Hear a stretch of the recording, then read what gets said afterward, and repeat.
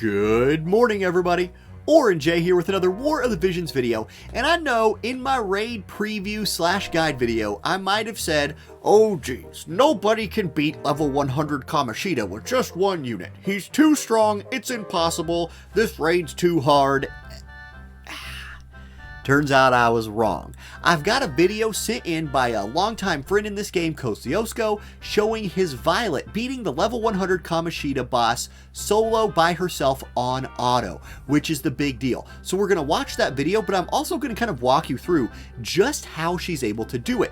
And it involves evasion. Violet is a great evasion unit, and if you can get her to dodge Kamoshida, you can set a perfect 10 as her counterattack.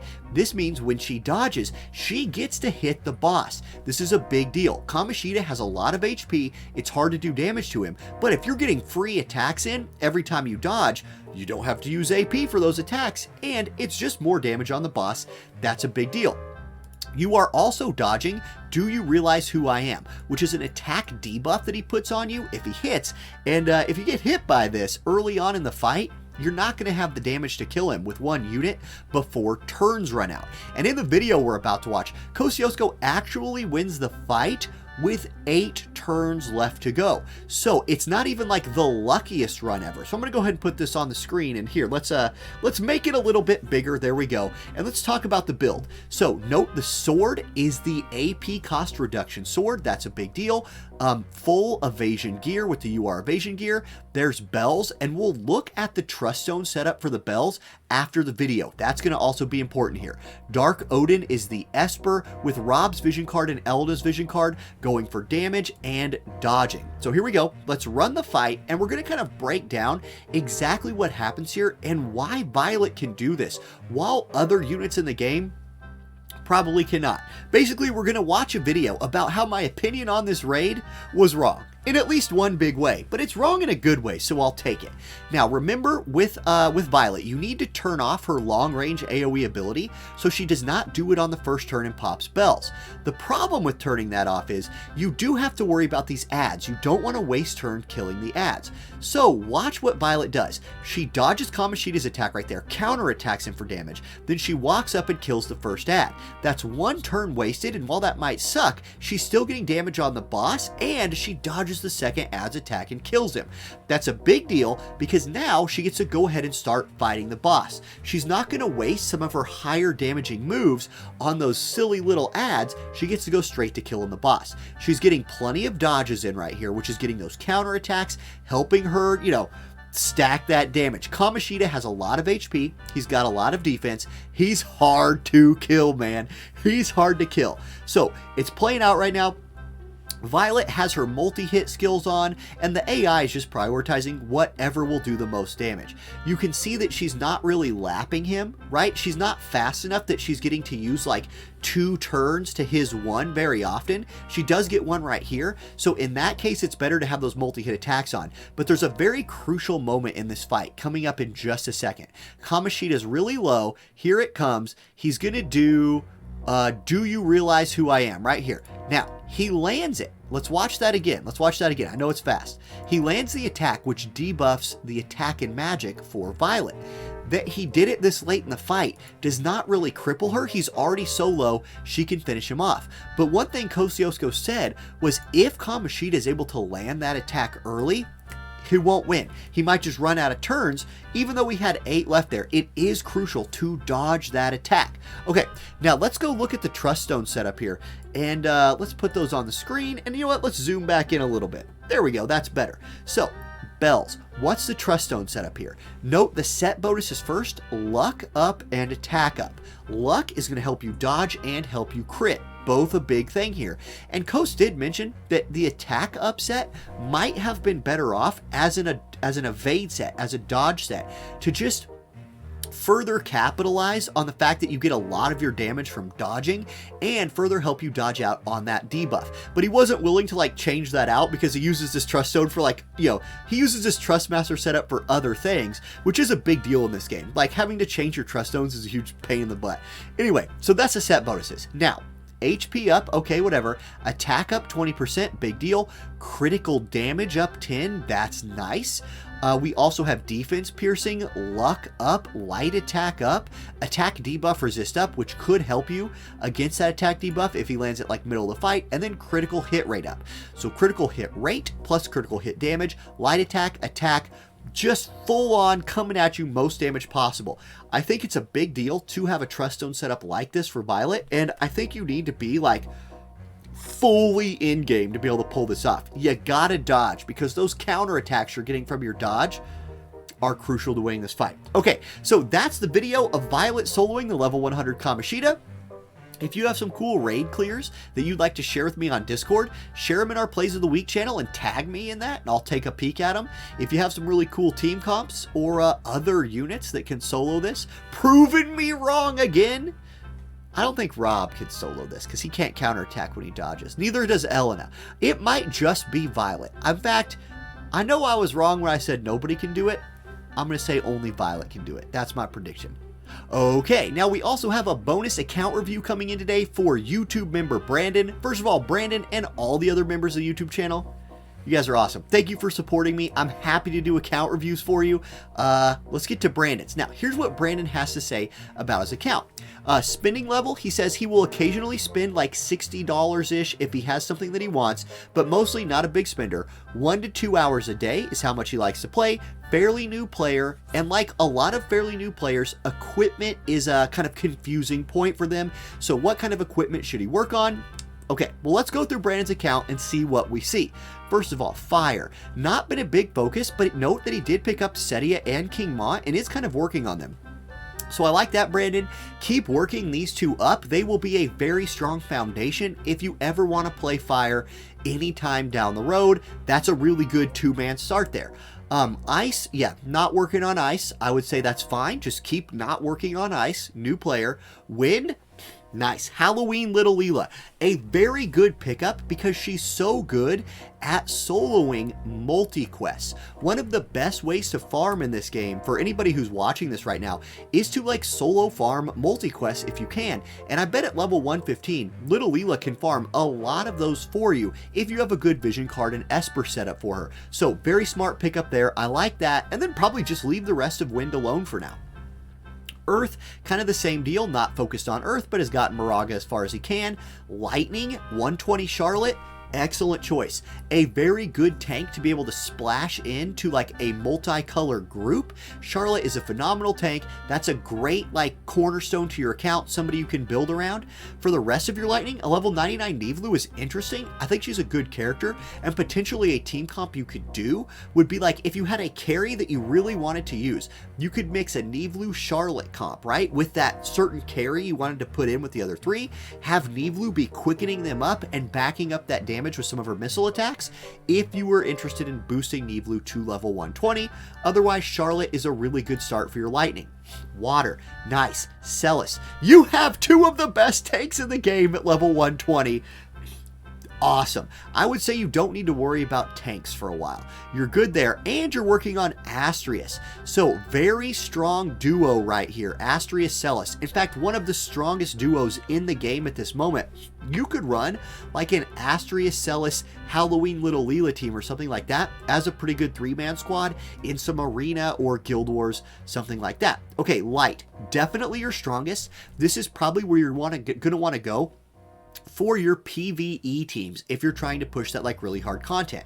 Violet at 120, Thancred at 120, Locks 115, Lucio's 120. Like that's a four-man monster squad right there. Then you've got Elena at 79, so she's coming up. The 115 Fina is a very good like support unit here. You could also mix in a tank like your Charlotte or your Celis to the four-man light squad here, and that would be a banger of a PvE team, again depending on like what vision cards and espers and gear that you have. So as far as units go, oh, we've got Dark to look at here. You're not worried about Dark. Continue to not worry about Dark, in my opinion. I would focus on your light for now, keep getting that to where you want to be, and then maybe start working up like the rest of your water or some lightning units. You have very good foundational pieces in fire, lightning, and water, and your light is off to a phenomenal start. Now, Vision cards. Let's take a peek at these. Okay, great. This is probably the best in slot vision card for Celis. So good job building that one up. This will really help her and helps your water for later. Good light vision card right here. And then, hey, I really like this one. I know some people meme on this vision card down here, the one that gives like all elemental attack up. Dude, for new players, phenomenal. You also have Setia's vision card, the Brachiosaur at level 99, and you have another good water vision card right here with Ramada's vision card at level 85. Okay, Bahamut, I would try to keep working on Bahamut. This is going to be one of your best light cards. Asterius would love Dark Odin, so you're working on that. That's nice. Mostly, I would say this. If I was looking at these vision cards and suggesting which ones to focus on next, I would make sure I was getting my Bahamut shards every time I could. I'd make sure I was getting my Solidus shards, which you can get from the Guild Metal Shop. Very good light card to mix in. You could work up like your Carbuncle for some Spirit. If you wanted that for your light team. You have Starlight Elena's vision card. I'd say keep raising that up as you raise Elena up for a future light evasion meta team. And then you have another page here. What do you got here that you haven't worked on yet? Well, let's see. You do have King Mont's card, which could be worth leveling. I really like Igaion as well, especially because it's a rainbow card. It gives slash attack and accuracy to a group of whatever element. So a good rainbow card to work on there. Titan, also a good rainbow card to build up. A good luck rainbow card here with Katone's card. I would focus on those. Also, good pull on the two-headed dragon. A lot of new players don't know this, but like two-headed dragon is a rainbow buff that increases your damage limit, which will be very useful in like future in-game PvE content. So if you see shards for that, you might just pick them up as you go, just to kind of help you for the future. Okay, Espers, what do you got here? Maxed out Cactar, good. The one of the best mage Espers in the game for its low rarity. I like that. Ochu's a good Esper for Celis in particular. I would start trying to level these up a bit more. Now, Esper leveling materials, the XL Magicites, can be hard to come by. So, excuse me, I'm gonna mute myself. It turns out whenever you have a kid, you just get sick all the time.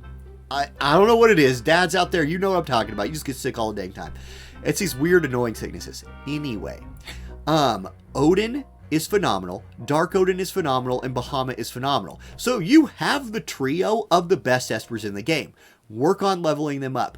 Look for things like 5-step banners for new vision cards. On step 2, you get a select XL 100 Magicite ticket. I tell this to new players all the time. You need to level up your Espers. That's a great way to do it. I keep building up your light team for PvE clears, because you do have to go beat these guys in their like Esper rooms to get those leveling materials. But I'd focus on leveling, Dark Odin, and Bahamut up as quickly as you can. What else is really good on here? Behemoth is a very good cheap Esper as well for an MR. I like that a lot. Iron Giant kind of bad. Let's see. Chocobo's good for missile teams. Yeah, I would focus first on the 2 Odins and Bahamut. I think that's you have such good Espers. As soon as you level them up, you'll see a big power spike. What's hanging out down here at level 1? Okay, two-headed dragon, I secretly kind of really like on Lucio. I know it's a slow Esper, but I think it's very powerful with a lot of accuracy and damage potential for him. Brachiosaur for your future Setia teams. I like that a lot. Bloody Moon's a good cheap Esper for an MR. And okay, let's go next. What do we got? Gear. Now, you did specifically mention that what gear 2+5... Man, sorry guys, my sickness. It's weird. Wow. You would think I do this for a job and I'll be able to...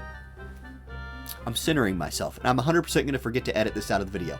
Anyway, what gear to +5 is a very common question. If we look right here, you do have Glimmering Edge at +5, and then you're working on some other stuff. Lionheart Replica +5, your Thancred's set. That's a great piece of gear for him. But Healing Base +5 is good. I don't see a bunch of +5s on here. Here's the deal with gear. As a new player, you want to do one of 2 things to get gear. You want to farm EX quests in the events when they come. That's the best place to go farm recipes. And if you only play for like 1 to 2 hours a day, like what you're talking about, what you can do is just take your phone or your tablet or your emulator or whatever you play on, just set your PvE team, on auto, and set your phone down for a night. let them farm, let them use some energy, and when you come back the next day, you should have enough recipes to start leveling up whatever gear you were focusing on. You just do this over a course of time, and before you know it, you have a nice big selection of +5 gear to choose from, and you've been farming a bunch of materials that you can use on that gear or other gears.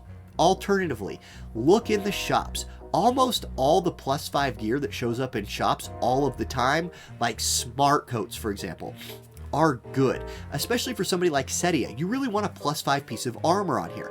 Now, you didn't send me screenshots of more gear than just your weapons, which I'm going to take that to mean that like you just don't have a bunch of +5 armors and accessories.